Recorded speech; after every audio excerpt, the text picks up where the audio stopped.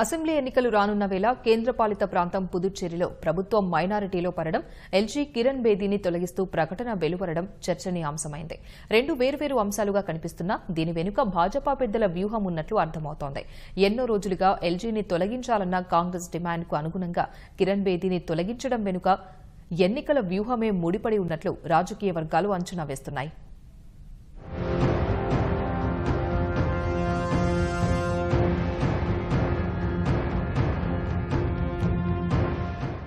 ఢిల్లీ ఎన్నికల్లో భాజపా తరపున సీఎం అభ్యర్థిగా పోటీ చేసి ఓటమి చవిచూసిన కిరణ్ బేదీ పుదుచ్చేరి లెఫ్టినెంట్ గవర్నర్ గా 2016లో బాధ్యతలు చేపట్టారు. తర్వాత కొద్ది రోజులకే నారాయణస్వామి నేతృత్వంలోని కాంగ్రెస్ ప్రభుత్వంతో పేచీలు మొదలయ్యాయి. నామినేటెడ్ ఎమ్మెల్యేలుగా 2 భాజపా వ్యక్తులను నియమించడం మొదలుకొని ఎన్నికల కమిషనర్ల నియామకం, ఉచిత బియ్యం, చీరల పంపకాన్ని అడ్డుకోవడం వంటివి వివాదానికి కారణమయ్యాయి. తమ రోజువారీ ప్రభుత్వ కార్యకలాపాల్లో కిరణ్ బేదీ మితిమీరిన జోక్యం చేసుకుంటున్నారని, ఆమెను తొలగించాలంటూ సీఎం స్వయంగా దీక్షకు దిగారు. వారం క్రితం రాష్ట్రపతిని కలిసి ఇదే విషయాన్ని విన్నవించారు.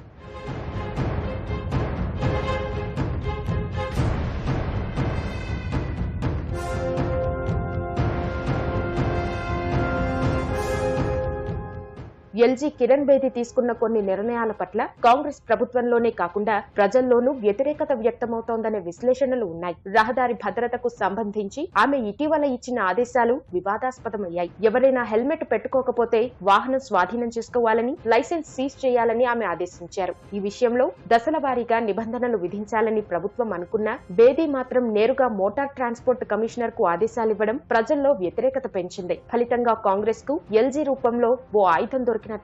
ఎన్నికల ప్రచారంలో భాగంగా కాంగ్రెస్ అగ్రనేత రాహుల్ గాంధీ బుధవారం పుదుచ్చేరి చేరుకుని కిరణ్ బేదీ లక్ష్యంగా విమర్శలు గుప్పించాలని నిర్ణయించుకున్నారట. ఆ అవకాశం కాంగ్రెస్ కు ఇవ్వకూడదన్న ఉద్దేశంతో ఒక్కరోజు ముందు ఆమె తొలగింపు జరిగిందని విశ్లేషకులు అంటున్నారు. పైగా త్వరలోనే ఎన్నికలు జరగబోతున్న నేపథ్యంలో తమిళం మాట్లాడే పుదుచ్చేరి ప్రజలకు చేరువ కావాలంటే ఆ భాష మాట్లాడే, సంస్కృతిని తెలిసిన వ్యక్తి అయితే మేలని భాజపా పెద్దలు భావించినట్లు సమాచారం. అందుకు అనుగుణంగానే తెలంగాణ గవర్నర్ గా ఉన్న తమిళిసైకి అదనపు బాధ్యతలు అప్పగించారని తెలుస్తోంది. మరోవైపు కాంగ్రెస్ కీలక నేత నమశివాయం ఎమ్మెల్యే తిపాయందాన్ రాజీనామా చేసి ఇప్పటికే భాజపాలో చేరారు. ఎమ్మెల్యేలు మల్లాడి కృష్ణారావు సోమవారం, జాన్ కుమార్ మంగళవారం రాజీనామాలు చేయడం ఒక్కసారి కాంగ్రెస్ ను అయోమయంలో పడేసింది. దీంతో కాంగ్రెస్ చేతికి ఆయుధం కాకుండా కాంగ్రెస్ ను దెబ్బతీసే వ్యూహాన్ని పక్కాగా కమలదళం అమలు చేసిందని రాజకీయ విశ్లేషకులు అంటున్నారు.